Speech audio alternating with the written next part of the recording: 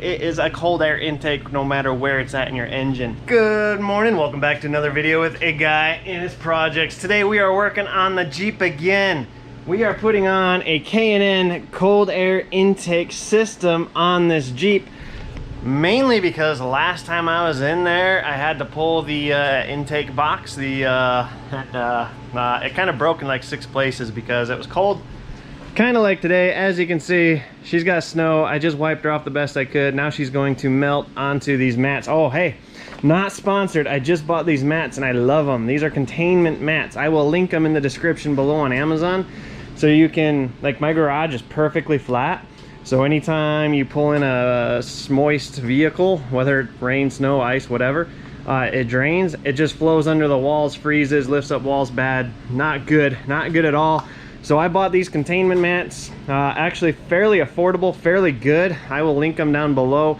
Essentially it can melt and then you just squeegee it off, or what I've been doing is I grab this end, open the door, grab this end, and I just flip it upside down, roll it outside, let it spill outside, turn the ice out there, not in here.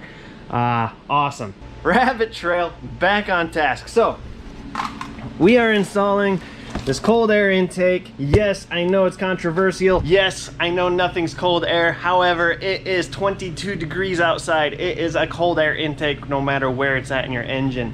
That aside, I don't really care. Arizona, when I lived there, yeah, I might be more hesitant to do this. Out here in South Dakota, I don't mind. I've got another Jeep. Oh, more rabbit trails. I got 2 more Jeeps. Okay, so this transmission I just pulled out of a Jeep, right?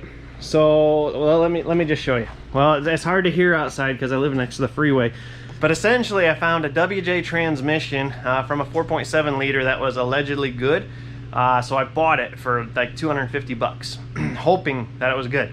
And then because I had a transmission with nothing to put it in, I found a WJ a couple hours away that supposedly had a bad transmission. So I bought that, right? I just pulled that transmission out and put a new transmission in, or bought one on this guy right here. So this one is a 2001 WJ. Yes, it runs. I put the transmission in it. Everything is good except the ABS. ABS lights on and it sounds like a caliper's dragging. We'll address that on my next few days off. But then I was also looking for another engine because I always need engines, right?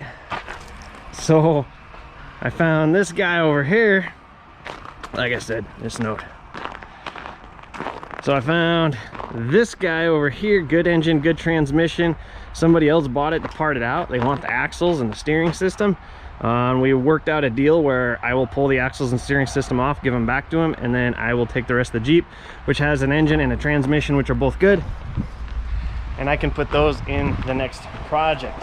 However, ideally, as soon as we get the title for this one we can sell, make quick profit, and I can buy the engine I need for that Ford F-150 that's been sitting in the back since last March or April, whenever it was. So that's what I've been up to. No, I haven't filmed most of it because sometimes I just want to get things done and filming takes forever. So sometimes I just don't film at all. But anyway, enough rabbit trailing. We're back to the 2004 Jeep Grand Cherokee WJ 4.7 liter, putting in the K&N Cold Air Intake. I did not spend the extra 50 bucks for the chrome one. I bought the plastic black one. I think we're going to be okay though. I have no idea what I'm doing. Please note, I'm not a mechanic. I'm not certified to do this. I'm not certified to teach you. I'm not even certified for anything to do with anything vehicles other than drive them. But if you want to follow me at your own risk, you are more than welcome to. I've got at least a couple hundred videos on YouTube now with DIY instructionals from a guy that doesn't know what he's doing. Stick around if you'd like. We're like 4 minutes into this video and I haven't even started to unbox this, but that's typical me. If you don't like it, don't watch it. If you do like it, watch it. Man, look at all this water just pooling up in this. It's so awesome. It's not like going across. Yeah, we're gonna clean this up this weekend too. Like it just contains it. Which, I mean, it's called a containment mat, so it's awesome. All right, we got the hood open. So this is gonna replace this whole box assembly and this, which getting rid of this will be super nice because it's just in the way like all the time. So let me get a light. All right, we're gonna open this box up. Got the light on the Jeep so we can see.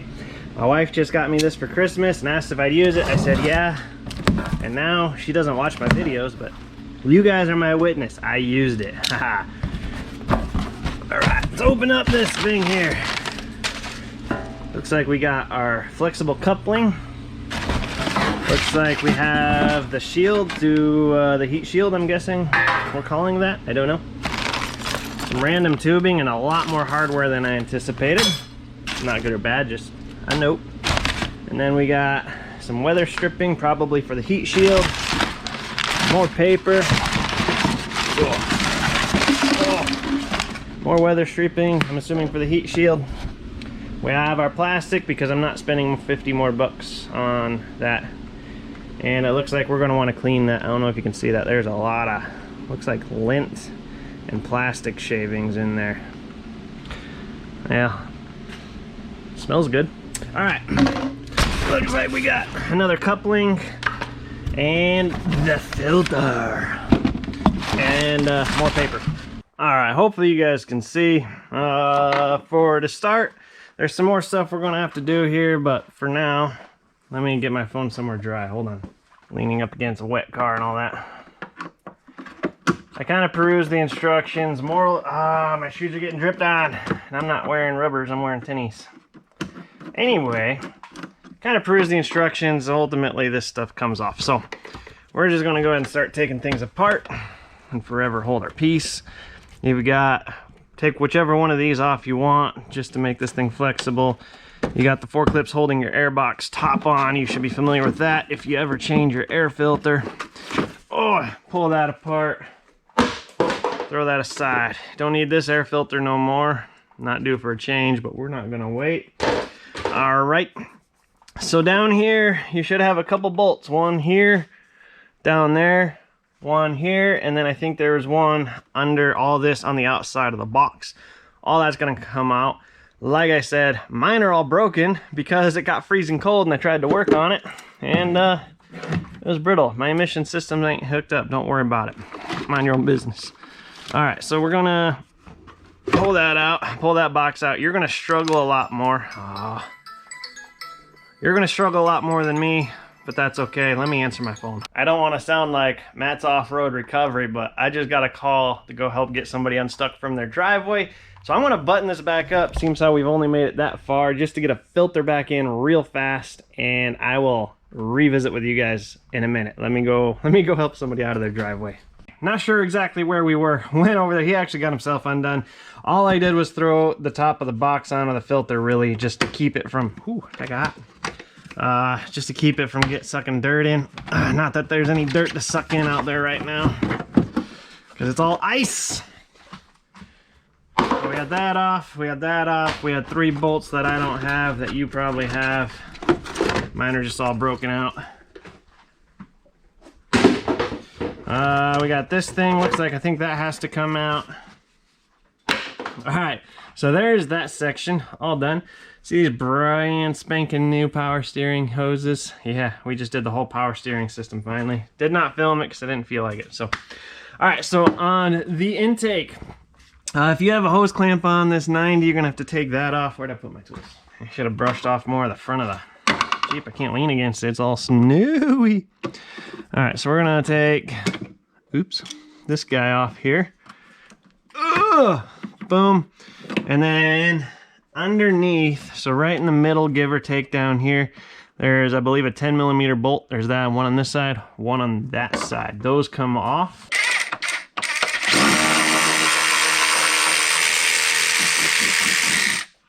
Yes, you can use a ratchet or a little impact. And then there's one on this side as well. This one's a little trickier. You got a little less room with the wiring harnesses. By the way, if you drop these down in the valley, you'll not get them back for a very long time. So now this box is held onto the throttle body by another hose clamp. You're gonna go ahead and undo that. Oh, it's hard to miss. It's the only one back here. Okay, once you get that pretty loosened up, you can kind of, I find it easier usually to pick up and then pull, and kind of a wiggle action that whole time. Mine's come off a lot. I've had this off quite a few times, so it's easy. but the first time it came off, it was pretty stuck on there. Oh, kind of like that. And there's your intake plenum box. As you can see, my throttle body's nice and clean because I've had this apart like 1,500 times, so I've cleaned it a few times.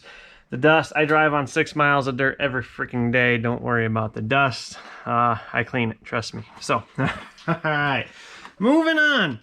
I believe we are ready for install at this point. So this comes with two kind of weird brackets here. There's that one, and there's this one. Dry fitting it, so this is gonna go in like that. So the ducting is gonna come through here like that. It looks like this weird twisted elbow is gonna go right here, and this weird one, oh, it's not that weird one. It's gotta be this weird one. Haha. This normal L is gonna go right here. I'm gonna start with the brackets on the inside because from the black and white pictures, it kind of looks like that is how it's supposed to be. They give you a bunch of hardware. I'm just gonna grab a bolt, a nut, and a washer, and we're gonna roll with it, and I'll show you what that looks like momentarily. All right, so this is the shield. Tighten down the hardware. The instructions show putting this weather stripping assembly on top and bottom. Also shows a pretty janky fit in the instructions, so we're gonna do our best here. Put those over there. I'm going to be willing to bet that none of this matters a whole lot, but I don't want to say that and be wrong, so I'll just say it and be right. It's a joke. Relax, people, relax. Okay, so I'm guessing it'd probably be better to cut that, but it doesn't show and cut. It shows a pretty janky transition here. We're gonna cut it. Be right back. So we're gonna cut this like right there.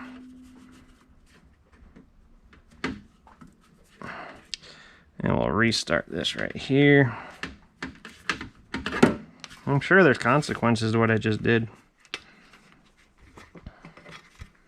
but I don't know what they are, and I'm not overly worried about it.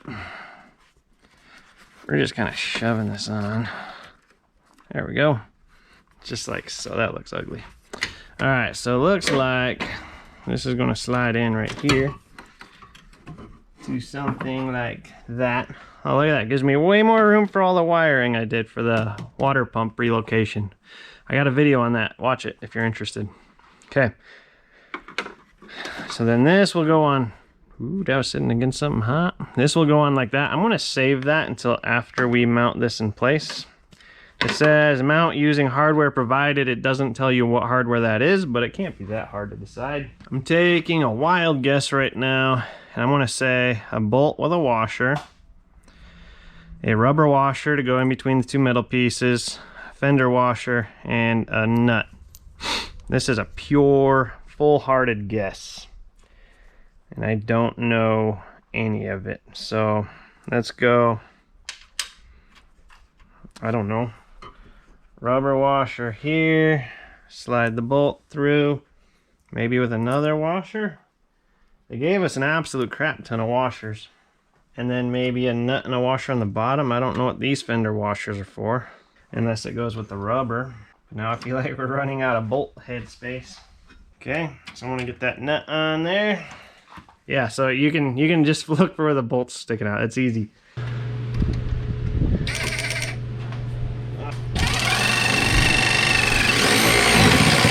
Okay, that one's in. Then we're gonna do the same thing with this one down below, only this one's even easier to reach. So that is in a wee bit on the wobbly side, but I don't think this holds anything. I think it's just a shield. So then this, we are going to do the same thing.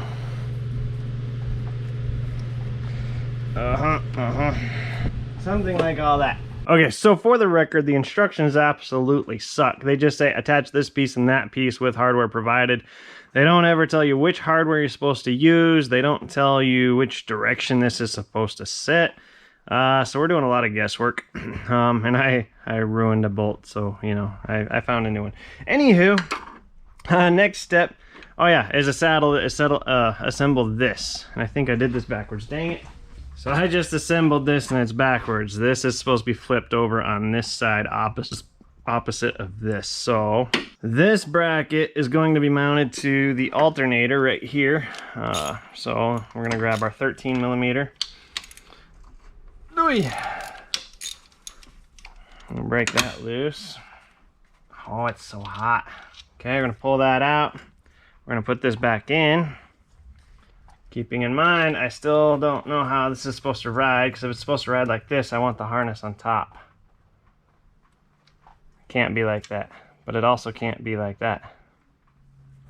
Maybe, let's just grab this and see. We know we want one of these over here. I can't lean against the front, it's all snowy. We know we want one of those over here. I'm gonna guess we want to slide both of these guys on right now. Actually, I want to do it like this. And this one will be the same way. And then we're going to put this in, and this is just a test. See if we can figure out where this bracket needs to sit. See, this makes no sense. This should be the other way, but the picture shows it this way. Unless it's supposed to set something like so. But then for it to sit flat on the alternator, we're not even close to the throttle body no more. Unless it's back like this. Okay, that might be it right there. That works. Let's go ahead and go with that. Oh, looks like we might want a 13 millimeter wrench instead of a ratchet actually, but I don't know. Alright, see if we can better access with the wrench maybe. Not really. So hot.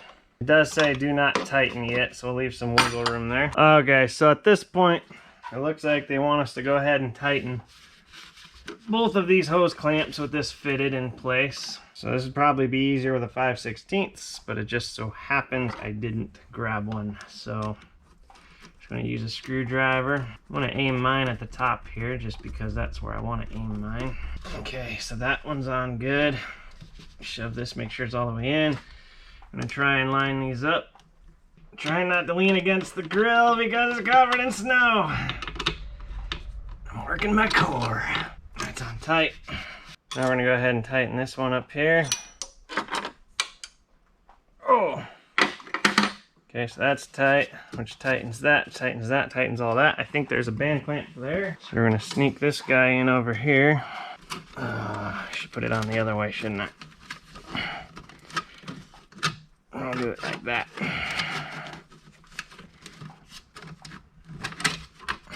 Okay, get that up. I'm gonna aim this for something like so.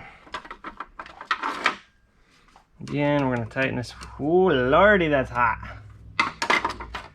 Coolant is still hot. Has not cooled off the coolant. Alright, she's in nice and tight.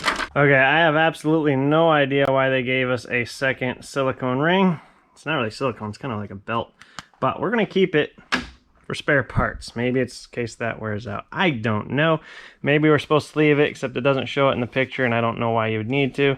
Either way, we're just going to leave things as they sit. So right now, we just got to attach this hose over here to this, and it just so happens they give us a stretch of hose. I'm gonna make that nice and easy. So I'm gonna come in here. Oh, I'm gonna twist that guy off. Try not to lose it too bad. Okay, this hose is way too small to fit that. What the heck? So we have a problem. This hose is not gonna fit there, but it will fit here. So we need to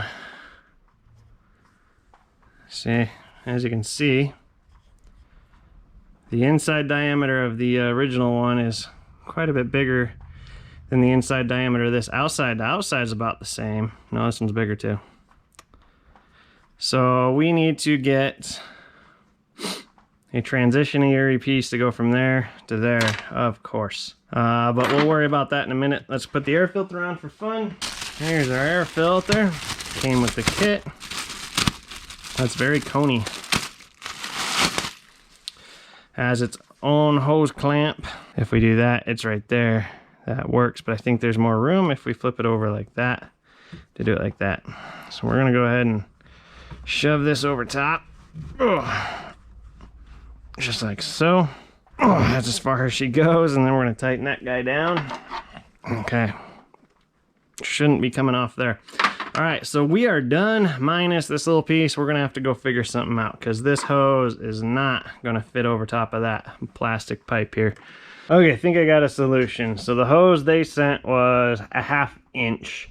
A 1/2 inch fits their tube, does not fit this. 5/8 seems to fit this, so I have some 5/8 that I just have laying around. I'm gonna go ahead and shove it on here and then shove it on the intake tube and just clamp the absolute heck out of it and see if that works. We'll see if it leaks or not later. But for now, I think that's our solution. I don't think we actually need a hose clamp on that side. We just need it on this other side.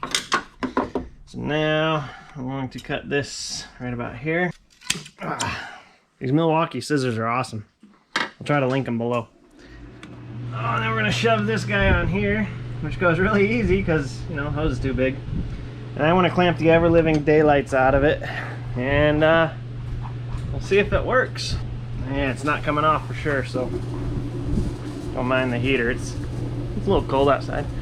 I think that's gonna work. All right, there she be, 4.7 liter WJ. We've got our 2 hose clamps on the silicone here. We got our 2 hose clamps on the throttle body, one on the throttle body, one on the intake. I got some 5/8 hose because the 1/2 inch they supplied did not fit with this guy. I do have a 2004 model WJ connected here. Alternator mounting bolt in the back holds this bracket here. That goes up here. I might snug that down a little bit more now that it's all in place. Overall, she seems solid. Remember, I have no idea what I'm doing. I'm just doing things to do them, and you're watching. Follow along at your own risk. If you want to see more videos on the WJ, I have an absolute bunch of them on the channel. Surf through the Cherokee forum, or the Cherokee, wow, what was I saying? The Cherokee playlist. Tons of videos on the Grand Cherokee, some Cherokees, some ZJs, some WJs, some XJs. Tons of videos on other things. Stay tuned. Donate and PayPal if you'd like down below. Click on the links through Amazon. I will link all this stuff down below. Easy, super easy install. Probably a half an hour if you don't get called to go help people in the middle of it. Easily half an hour. Just have some 5/8 tube just in case, or be ready to go get some if you're like me. And yeah, that's all there's to it. Thanks for watching. Stick around. We'll see you later. Adios.